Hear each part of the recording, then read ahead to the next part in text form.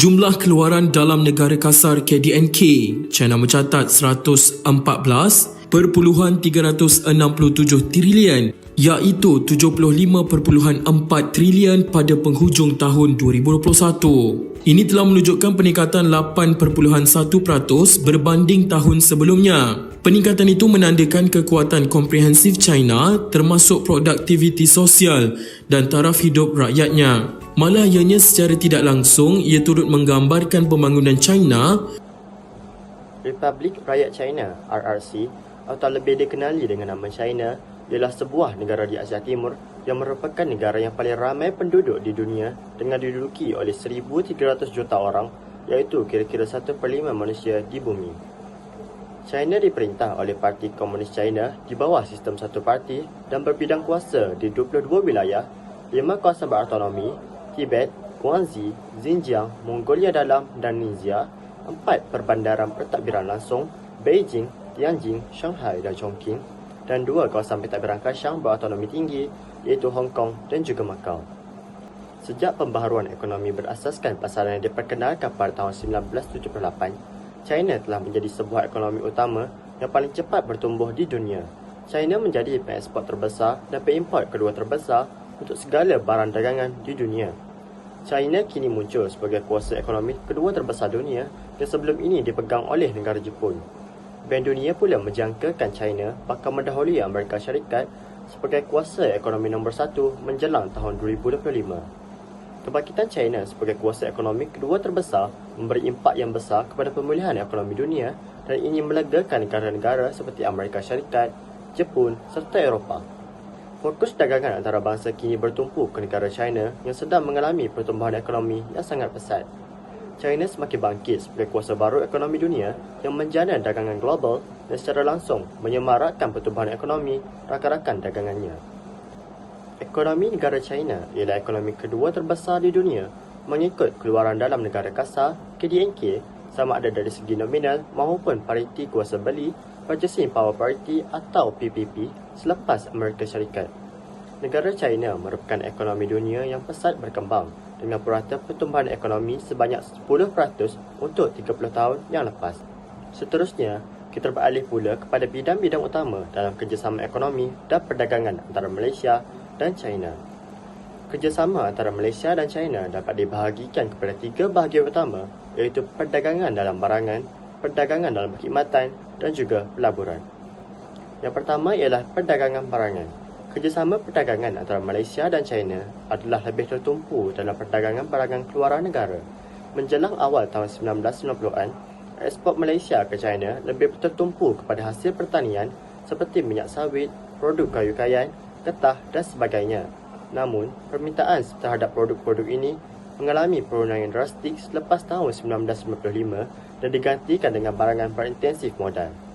Dari tahun 2000, perdagangan barangan seperti produk elektrik dan elektronik, mesin, produk kimia dan tekstil kekal stabil diimport China ke Malaysia. Manakala import China dari Malaysia ialah elektrik dan elektronik, minyak sawit, produk kimia dan minyak asli. Dengan ini, ekspor Malaysia ke China terhadap barangan mesin dan perkakas elektrik adalah sebanyak 48% dari keseluruhan ekspor pada tahun 2005. Selepas tahun 2000, berikutan pemodenan struktur industri di China telah membolehkan China mampu menghasilkan produk berteknologi tinggi bagi memenuhi permintaan domestiknya tersendiri. Kita beralih pula kepada perdagangan dalam bidang perkhidmatan. Pada 14 Januari 2007, Perdana Menteri China Wen Jiabao telah menghadiri sidang kemuncak China ASEAN yang diadakan di Filipina. Sidang kemuncak tersebut telah menyaksikan China dan 10 negara ASEAN yang lain telah bersetuju untuk menandatangani perjanjian perdagangan perkhidmatan. Pakej pertama komitmen liberalisasi telah dilaksanakan pada 1 Julai 2007. Perjanjian ini walau bagaimanapun tidak termasuk liberalisasi perkhidmatan berkaitan perolehan kerajaan dan perkhidmatan berkaitan kerajaan. Komitmen liberalisasi Malaysia di bawah pakej pertama adalah sektor seni bina, kejuruteraan, telekomunikasi, perkhidmatan kewangan, pendidikan, kesihatan dan pelancongan. Manakala tawaran China di bawah pakej pertama merupakan sektor seperti perkhidmatan komputer dan yang berkaitan, perkhidmatan perundingan pengurusan, pembinaan, perkhidmatan alam sekitar, perkhidmatan rekreasi dan perkhidmatan pengangkutan. Melalui perjanjian dalam bidang perkhidmatan ini, dapat dilihat terdapat beberapa perubahan yang dilakukan. Sebagai contoh, dapat dilihat melalui aspek pelancongan. Sebelum perjanjian perkhidmatan ditandatangani, Kerajaan Malaysia mengenakan prosedur visa yang amat rumit untuk warga negara China yang ingin melancong ke Malaysia. Keadaan ini telah menyebabkan kedatangan pelancong dari China adalah dalam jumlah yang kecil. Namun selepas perjanjian ini, kedua-dua negara berjaya menyediakan keadaan yang lebih santai dalam perkhidmatan pelancongan dan keadaan ini juga membantu kedua-dua negara dalam mengembangkan lagi industri pelancongan. Dan yang terakhir ialah kerjasama pelaburan. Malaysia memulakan pelaburan mereka di China pada tahun 1984. Walau bagaimanapun, nilai pelaburan adalah kurang dari 100 juta USD sehingga awal tahun 1990-an. Dalam satu forum mengenai hubungan Malaysia-China yang diadakan di Kuala Lumpur pada 23 Januari 1995, Tun Dr. Mahathir Mohamad menegaskan bahawa China tidak menimbulkan sebarang ancaman politik dan ketenteraan. Pada pandangan beliau, China adalah sebuah negara yang menawarkan peluang-peluang ekonomi yang mencukupi untuk pelaburan. Beliau juga mengatakan bahawa negara-negara Asia Tenggara tidak perlu takut akan kekayaan dan kekuatan China.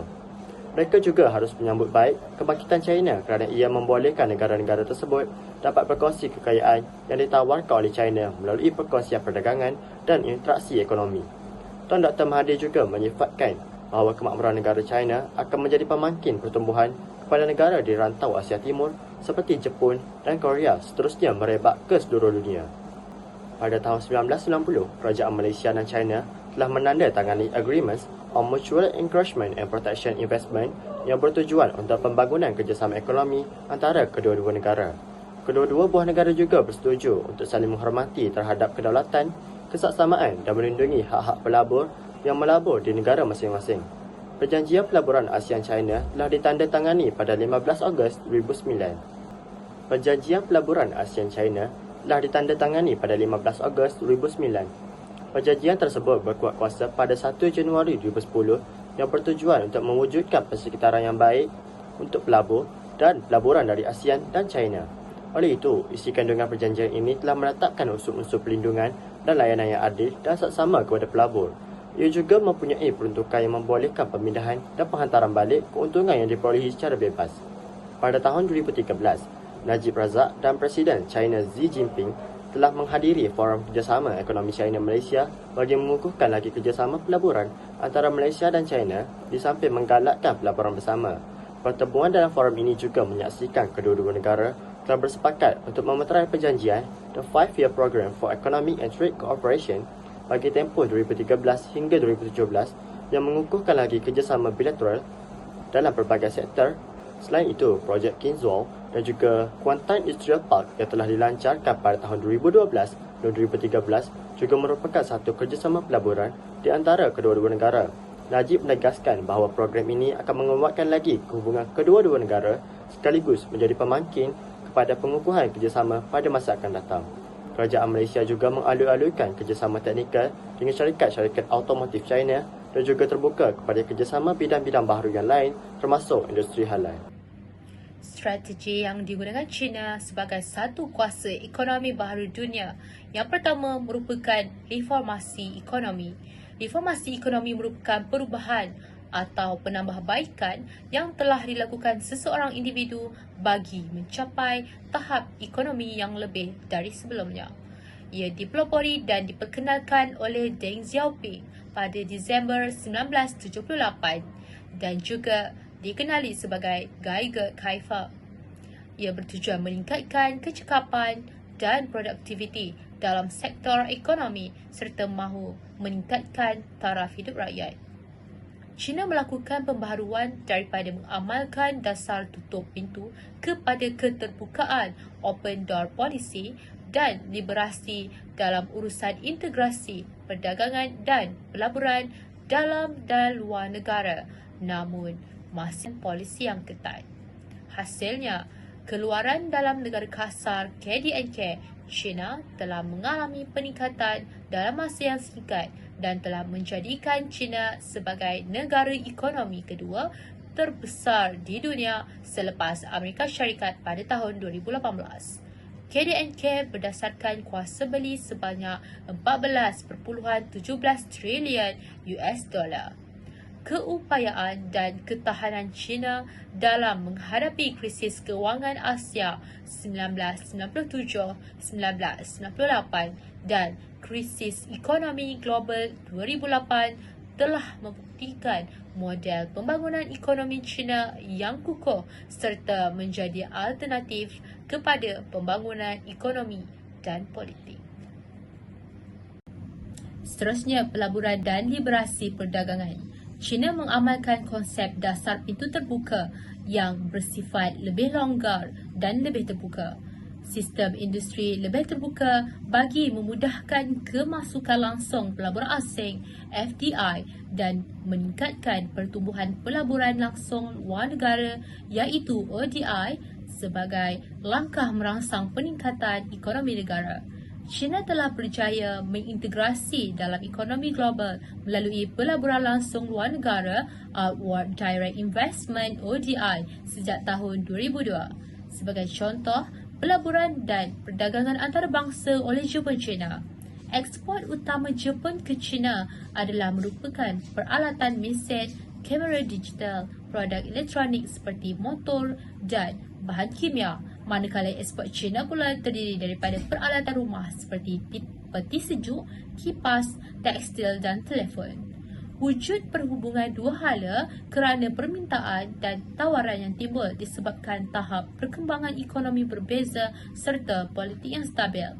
China juga telah terlibat dalam World Trade Organization (WTO) yang telah memberikan akses kepada perdagangan negara China pada masa itu. Penduduk dan pasaran pengguna merupakan strategi negara China. Populasi rakyat China yang melebihi 1.4 bilion orang menyebabkan China mempunyai pasaran pengguna yang besar.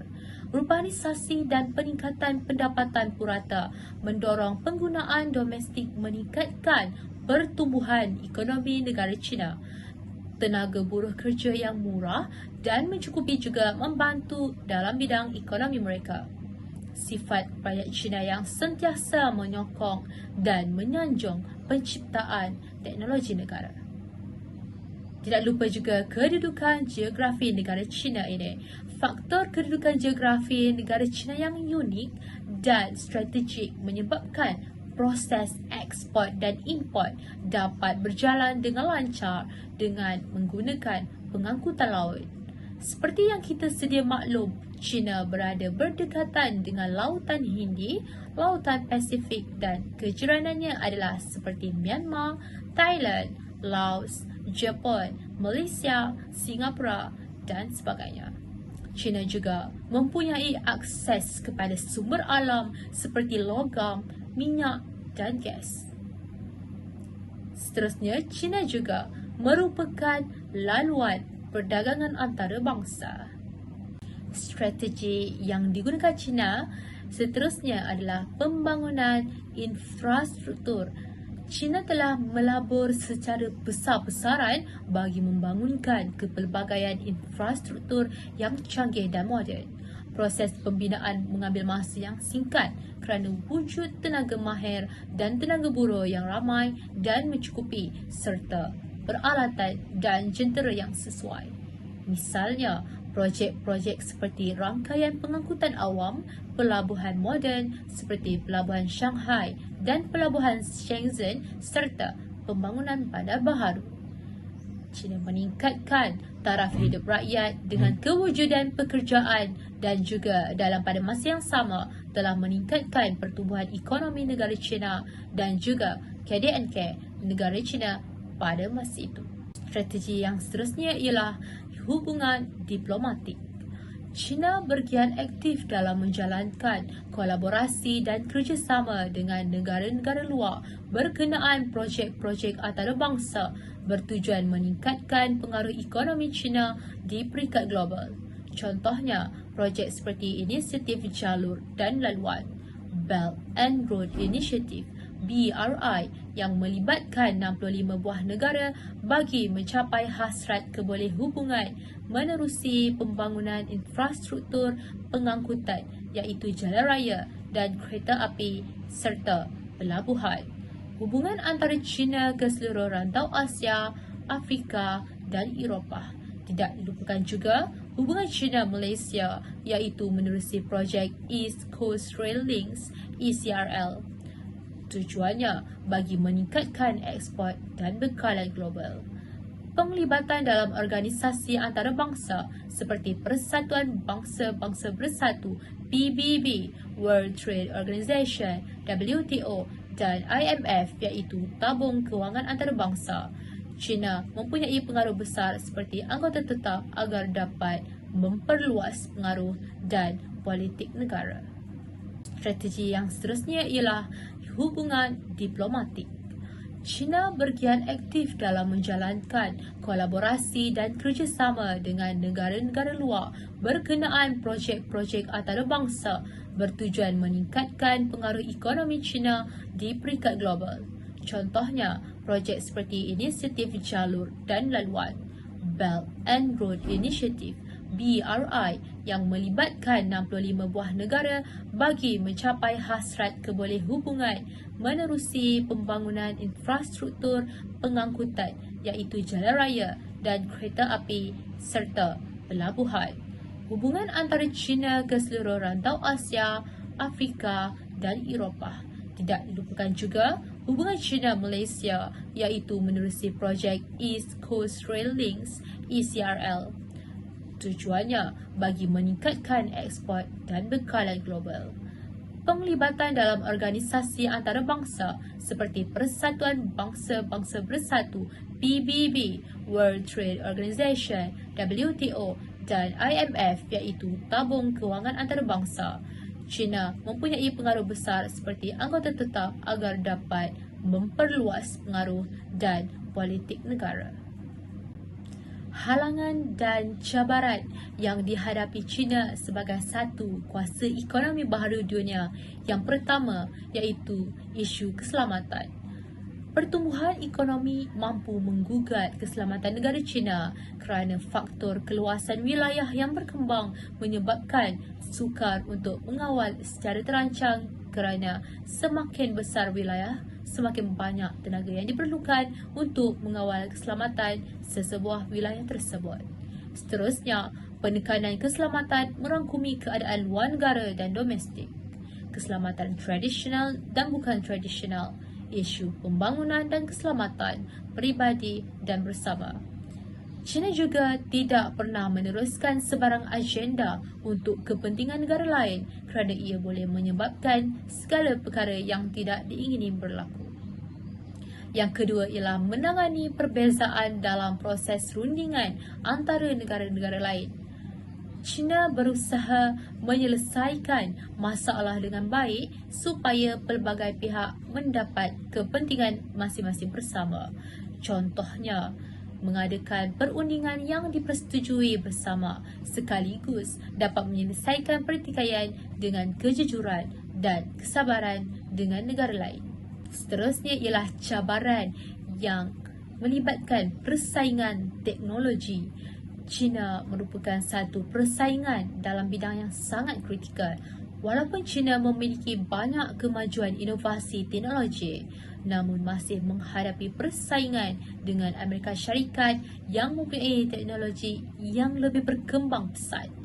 Contohnya, jenama telefon Huawei daripada China yang diboikot oleh Amerika Syarikat kerana dianggap sebagai pengintip kepada negara mereka. Dan akhir sekali ialah ketegangan perdagangan. Hubungan yang tidak baik China dan Amerika Syarikat menjejaskan faktor perdagangan kepada China.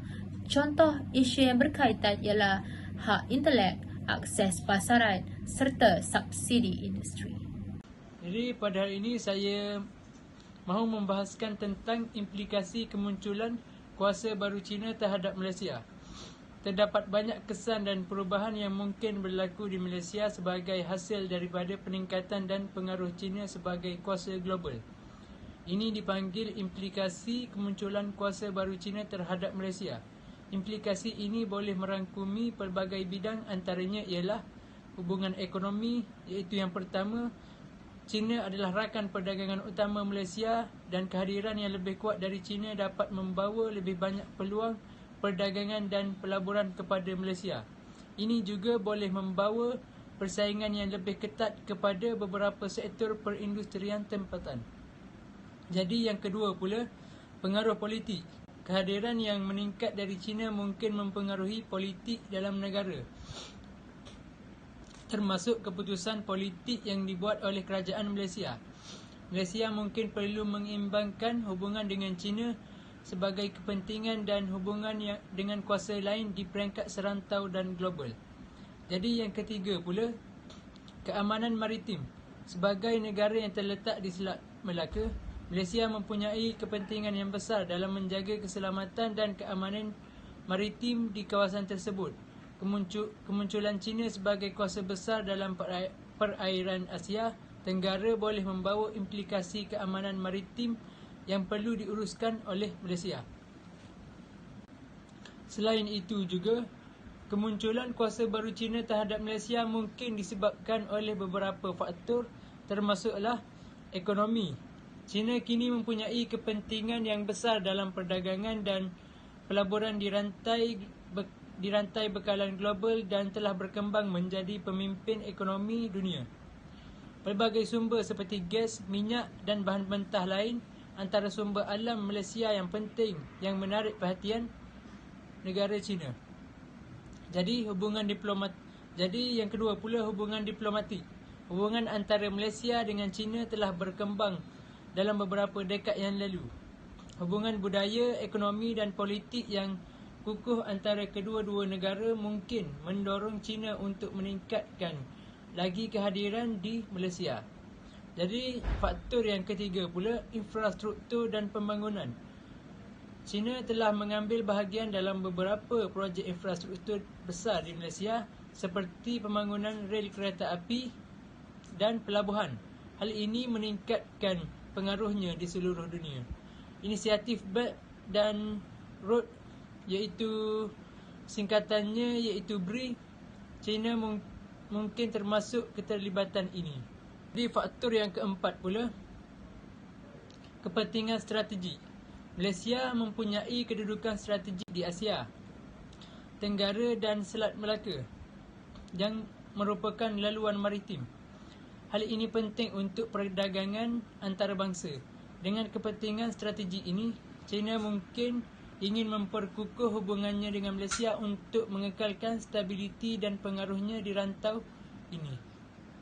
Namun begitu, penting untuk diingatkan bahawa hubungan internasional adalah sentiasa berubah dan rumit, dan peningkatan kuasa baru seperti China terhadap Malaysia boleh dipengaruhi oleh pelbagai faktor yang berubah sepanjang masa. Jadi terdapat kesan negatif dan positif tentang topik yang kita bahaskan, iaitu antara kesan positif dari isu ini kepada negara Malaysia ialah ekonomi negara meningkat kerana Malaysia mampu memberi keutamaan kepada hubungan dua hala dengan negara China. Hal ini kerana negara China merupakan kuasa terbesar dalam ekonomi. Hal ini mampu mempercepatkan pertumbuhan ekonomi disebabkan negara China dan Malaysia mempunyai jarak yang lebih dekat berbanding dengan negara-negara besar yang lain yang dapat membantu untuk menjembatkan kos import. Selain itu, dari segi kesan negatif pula iaitu industri dalam negara ditutup, iaitu penutupan kilang industri kerana kos pengeluaran negara kita lebih tinggi berbanding negara China. Oleh sebab ini, ada industri tempatan atau industri negara kita sendiri yang pindah ke China untuk mendapatkan untung yang lebih tinggi. Selain itu, kos pengeluaran per unit negara China lebih rendah berbanding negara lain. Bilangan pengangguran juga meningkat serta-merta disebabkan oleh kekurangan tempat untuk bekerja. Jadi, akhir sekali, iaitu sebagai kesimpulan dari semua topik yang kita bincang, ialah pelbagaian strategi ekonomi China selepas tahun 1978 telah menjadi suatu mekanisme penting dalam usaha memacu pembangunan model ekonomi China bertaraf dunia. Perubahan dasar ke arah keterbukaan dan melibatkan pendekatan yang lebih pragmatik dalam usaha liberalisasi telah membuktikan bahawa China berjaya bangkit menjadi kuasa ekonomi dunia. Selain itu, ia memberi kesan positif terhadap imej negara sekaligus mengukuhkan kuasa, ketenteraan dan keamanan sosial. Seterusnya, politik yang stabil mendorong ke arah peningkatan taraf hidup rakyat walaupun berlaku penambahan populasi penduduk. Namun, China juga menghadapi cabaran dalam isu-isu keselamatan seperti keselamatan dan keamanan kerana menjadi tumpuan ekonomi global. China juga perlu bijak menyusun strategi dan kata sepakat dalam mendepani pelbagai perbezaan dalam kebanyakan proses rundingan agar dapat mengekalkan hubungan diplomasi. Rumusan ini menunjukkan beberapa perkara penting mengenai peningkatan kuasa China dan kesan yang ia miliki terhadap Malaysia. Malaysia harus memikirkan dan menguruskan hubungannya dengan China dengan teliti berdasarkan kedaulatan, kepentingan ekonomi dan keselamatan negara. Jadi, akhir kata daripada saya, Assalamualaikum warahmatullahi wabarakatuh.